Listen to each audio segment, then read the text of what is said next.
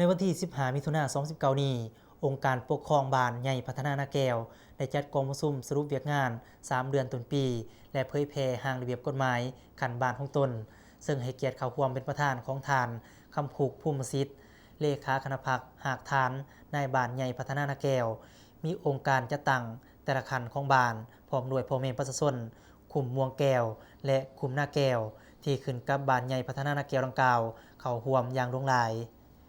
ในกองประชุมทานคำผูกภูมิสิทธิ์ในบ้านใหญ่พัฒนานาแก้วกล่าวว่ากองประชุมในครั้งนี้แม่นสุดที่มีความหมายความสำคัญซึ่งได้ยังยืนถึงการสีน้ำนำผ้าของคณะพรรคองค์การปกครองบ้านเบาร่วมเฉพาะก็คือเป็นการทบทวนตีราคาคืนการจัดตั้งปฏิบัติแผนพัฒนาเศรษฐกิจสังคมในระยะ 3 เดือนต้นปี 2019 และกำหนดทิศทางแผนการในต่อหน้าภายหลังที่สำเร็จกองประชุมใหญ่เลือกตั้งเอาคณะนายบ้านสุดใหม่ในวันที่ 19 มีนาคม 2019 ผ่านมานี้ซึ่งตลอดระยะ 3 เดือนผ่านมาไล่สืบต่อเอาใจใส่ปรับปรุงระบบพื้นฐานโครงสร้างพัฒนาเศรษฐกิจสังคมของบ้านอย่างต่างหน้า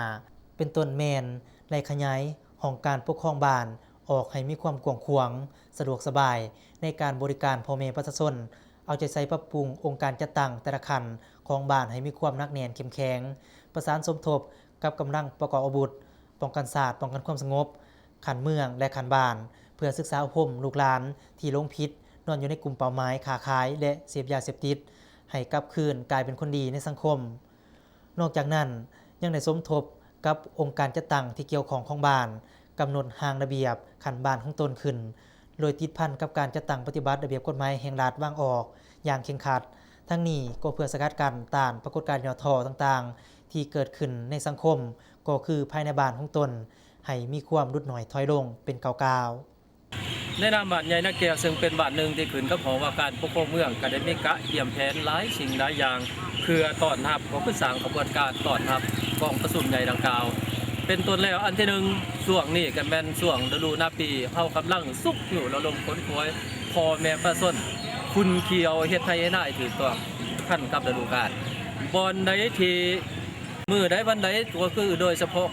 ปัจจุบันนี้อากาศมันแห้งแล้งบ่ค่อยฝนบ่ค่อยตกเฮาก็ระดมให้มีจูบน้ำให้น้ำนองขึ้นเพื่อตบกะเกี่ยมให้เลยกะก่อนอันนี้เป็นปัญหาสำคัญจากนั้นอีกเฮาก็ระดมพ่อแม่พี่น้องประชาชนให้รักษาอนามัยสะอาดเพื่อเป็นการคำนับความตอนผลงานอันยิ่งใหญ่กองประชุมองค์คณะพรรคเมืองสมัยที่ 8 ที่จะมาฮอดมาถึงนี้เนาะมันสำคัญ